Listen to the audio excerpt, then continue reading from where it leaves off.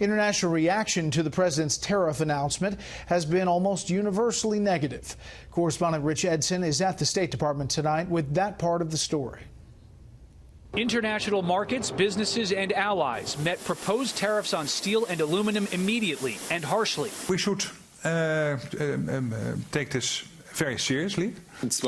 A trade war would be in nobody's interest. The EU will react firmly and commensurately to defend our interests. That reaction's already in the works. Reuters reports the European Union is considering a 25% tariff on about $3.5 billion in U.S. imports if President Trump follows through on his plan to hit steel and aluminum imports with substantial tariffs. You can identify products that will theoretically hurt us and not them, and I think countries, particularly the Europeans, are good at doing that. And European officials are reportedly considering tariffs on Wisconsin cheese and Harley-Davidsons made in Speaker Paul Ryan's district, bourbon, a staple from Senate Majority Leader Mitch McConnell's home state, Kentucky, and orange juice, an export of the swing state of Florida.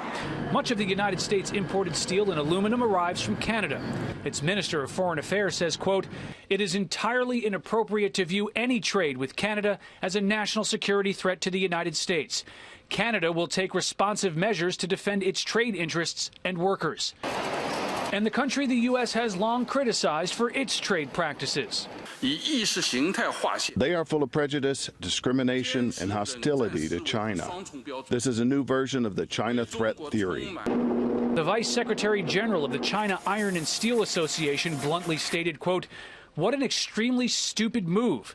A desperate attempt by Trump to pander to his voters, which I think, in fact, runs counter to his America First pledge.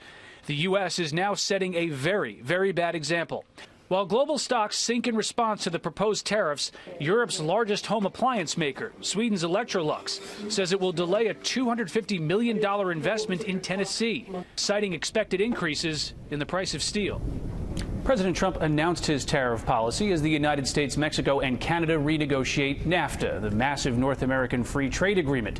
And there are now concerns that these new tariffs could further complicate already difficult negotiations. Brett? Rich Edson, live at the State Department. Rich, thanks.